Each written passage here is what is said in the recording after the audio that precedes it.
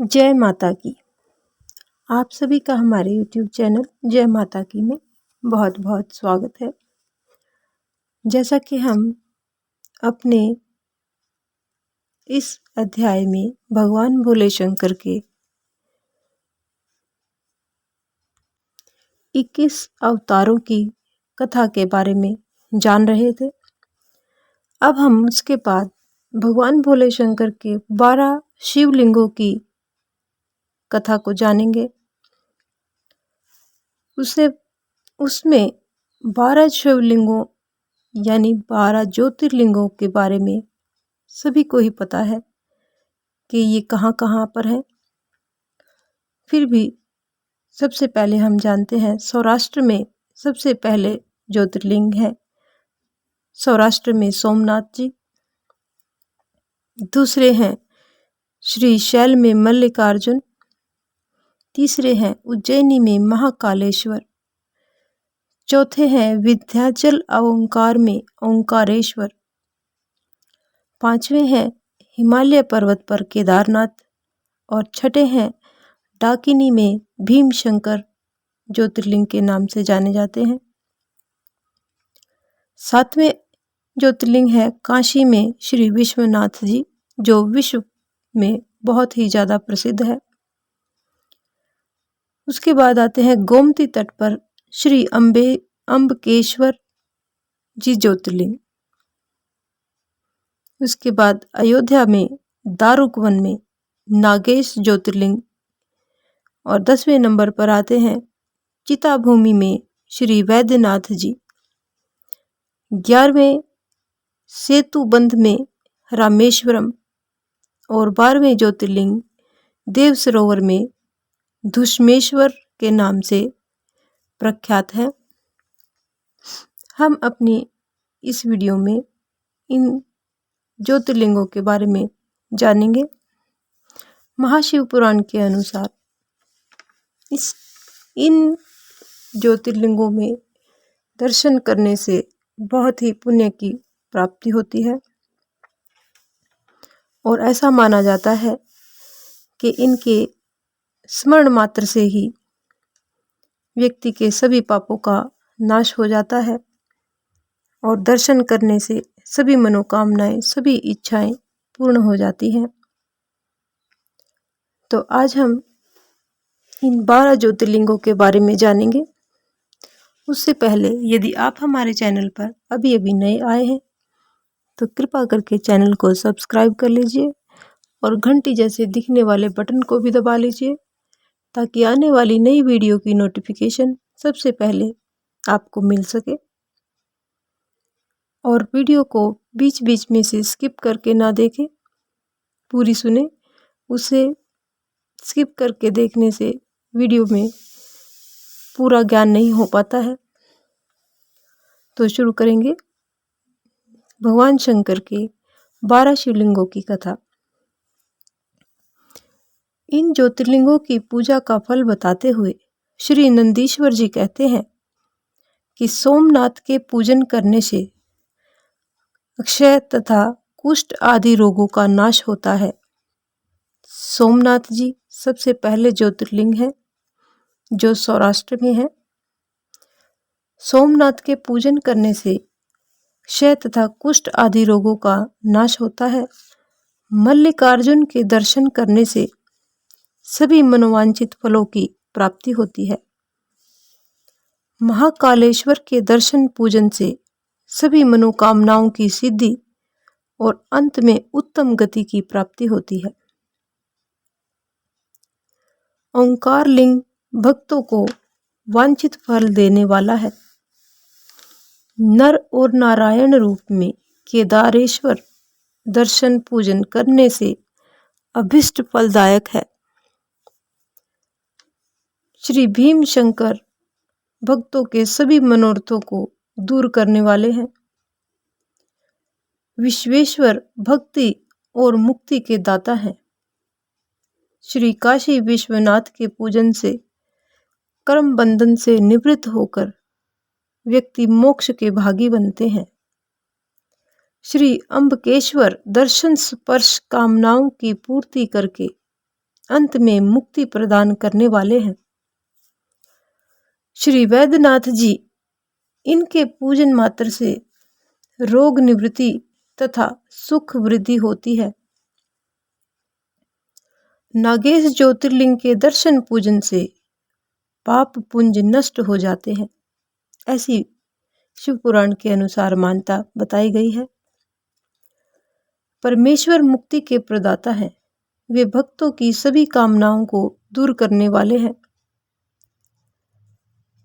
सबसे अंतिम और 12वें ज्योतिर्लिंग धुष्मेश्वर के दर्शन पूजन से ही इहलौकिक सुखों की प्राप्ति और अंत में मुक्ति की प्राप्ति होती है। नंदीश्वर जी बोले कि हे सनत कुमार जी, इन 12 ज्योतिर्लिंगों के रूप में साक्षात भगवान शंकर ही स्थित है। भक्तों के कल्याण के लिए ही उन्होंने ये रूप धारण किए हैं। स्वयं शिवजी भगवान ने ही चंद्रमा के कष्ट निवारण करने के लिए श्री सोमनाथ जी का, स्वामी कार्तिकेय जी के कारण के लिए मल्लिकार्जुन का, दूषण दानव को हुंकार द्वारा भस्म करने के लिए महाकालेश्वर का, विंध्याचल वासियों के कल्याणार्थ श्री ओंकारेश्वर जी का, असुर भीम के वध के निमित्त भीम शंकर का, भैरव की स्थापना के लिए विश्वनाथ जी का अवतार लिया, गौतम की अभिलाषा की पूर्ति के लिए श्री अम्बकेश्वर का रूप धारण किया, रावण के निमित्त वैद्यनाथ का, दारुक दैत्य के वध के लिए श्री नागेश जी का, श्री राम जी को विजय दिलवाने के लिए रामेश्वर का, और धुष्मा के पुत्र को बचाने के लिए तथा सुदेहा मानव दानव के विनाश के लिए धुष्मेश्वर का रूप धारण किया। इन ज्योतिर्लिंगों की कथा भक्ति पूर्वक पढ़ने सुनने से मनुष्यों के सभी मनोरथों की पूर्ति होती है और अंत में मोक्ष की प्राप्ति होती है। ऋषियों ने कहा कि हे सर्वश्रेष्ठ सूत जी, आप कृपा करके शिव जी के लिंग संबंधी महात्म्य को विस्तार पूर्वक कहिए। श्री सूत जी बोले, पृथ्वी सहित यह सारा जगत लिंग प्रतिष्ठित होने के कारण लिंग में सृष्टि ही है। सारा दृश्य जगत भगवान भोलेनाथ जी का ही स्वरूप है। देवता, असुर और मनुष्य सभी शिव जी की पूजा करते हैं। अतः सारा त्रिलोक शंकर जी से व्याप्त है। भगवान शंकर सब तीर्थों तथा स्थलों में अनेक प्रकार से लिंग धारण करते हैं। लोक कल्याण की भावना से प्रेरित होकर ही शंकर जी ने अपने लिंग की कल्पना की है, जिसकी पूजा करके मनुष्य सिद्धि को प्राप्त करता है। यद्यपि पृथ्वी में विद्यमान लिंग असंख्य हैं, तथापि प्रधान ज्योतिर्लिंग 12 है। यानी ऐसे तो लिंग बहुत है पृथ्वी पर, लेकिन ज्योतिर्लिंग केवल 12 ही विश्व प्रसिद्ध है, जिनकी अलग ही मान्यता है।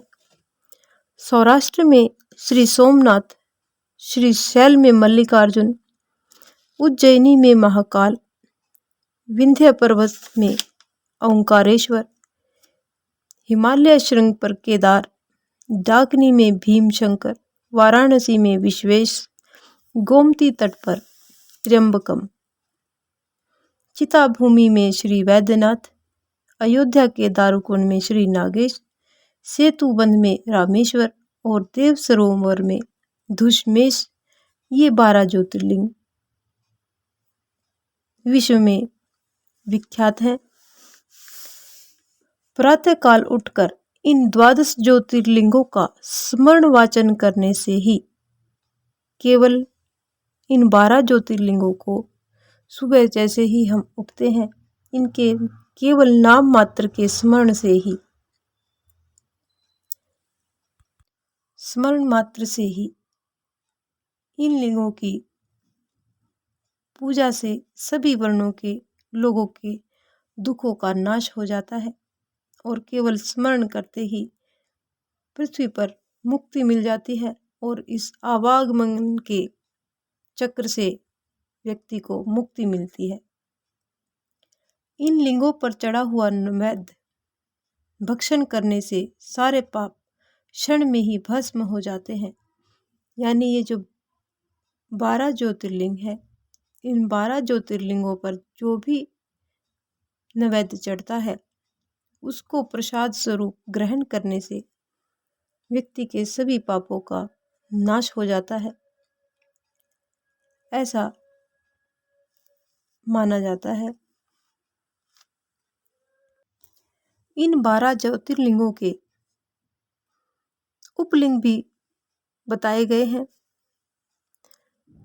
12 ज्योतिर्लिंगों के उपलिंगों के नाम इस प्रकार हैं। प्रथम जो हमारे ज्योतिर्लिंग है सोमेश्वर, इनका स्थान सागर और पृथ्वी के बीच में है, सागर में है और पृथ्वी में है। अंतकेश का मिलन ये इनका उपलिंग है।